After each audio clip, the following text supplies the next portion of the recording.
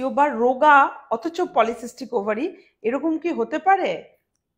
Answer is yes, কারণ polycystic ওভারির কিছু ফিচার্সের মধ্যে, তিনটে মেন ফিচার্সের মধ্যে যদি দুটো থাকে তাহলে আমরা বলি পলিসিস্টিক ওভারি সিনড্রোম। যেহেতু অনেকগুলো ফিচার্স নিয়ে এটা তৈরি, তাই জন্য সিনড্রোম বলা হয়।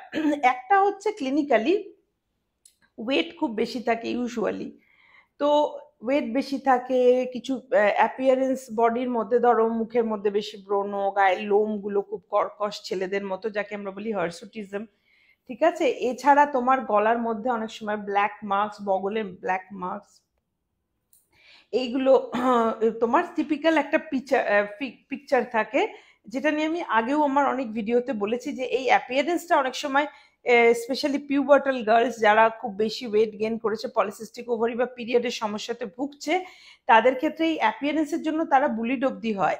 তো সেই জন্য এটা হচ্ছে টিপিক্যাল পলিসিস্টিক ওভারির একটা ফিচার্স। কিন্তু অ্যাটিপিক্যালও কিছু ফিচার্স আছে, যেমন দেখে একদমই নর্মাল লাগছে, খুবই রোগা পাতলা, কিন্তু তাও পলিসিস্টিক ওভারি হতে পারে। তাহলে এদের আমরা কি বলি, যে এরা লিন পিসিও। এদের অ্যান্ড্রোজেনিক যে ফিচার্স, যেমন ধরো অ্যাকনি হার্সুটিজম, যেগুলো প্রচন্ড ব্রণ এবং লোম, সেগুলো অনেক সময় দেখা যাচ্ছে কম থাকছে। তার মানে কি সে পলিসিস্টিক ওভারি? না, না। পলিসিস্টিক, এই জন্যই কথাটাকে আমরা বলি পলিসিস্টিক সিনড্রোম, ওভারি সিনড্রোম। আল্ট্রাসাউন্ডে কারো কারো পলিসিস্টিক ওভারি মরফোলজি থাকে, তার মানে সে লিন পিসিও, ওয়েট বেশি না, কিন্তু হয়তো পিরিয়ডে প্রবলেম আছে। তাহলে সেটা একটা ফিচার্স হলো তার।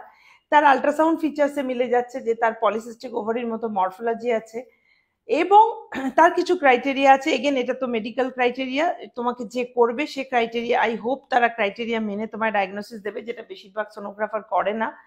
আরেকটা হচ্ছে তোমার কিছু বায়োকেমিক্যাল টেস্ট করা। বায়োকেমিক্যাল টেস্টগুলোতেও যদি দেখা যায় যে তাদের সেই টেস্টগুলো অল্টার্ড ভ্যালু আসছে, তাহলে সেটাও polycystic ovary. But typically cycle প্যাটার্নটা একটা গোলমাল থাকে, কারুর ভেরি রেগুলার কিন্তু আর কোনো ফিচার্স নেই, তাহলে কি তাদের পলিসিস্টিক ওভারি বলবো? হয়তো বলবো, বলবো না, সেটা ডিপেন্ড করবে এই সবকটা ফিচার্সের মধ্যে কার কোনটা মিলছে।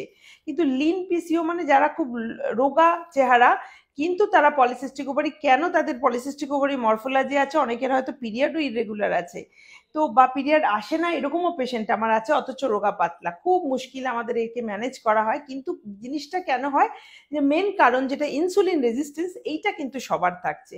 তো ম্যাক্সিমাম পলিসিস্টিক ওভারি, সে রোগা হোক মোটা হোক, তার ইনসুলিন রেজিস্ট্যান্স থাকছে, তাই risk of diabetes very high. এইটা আমাদের অ্যাসেস করতে হয় তাকে কিছু টেস্ট মাধ্যমে।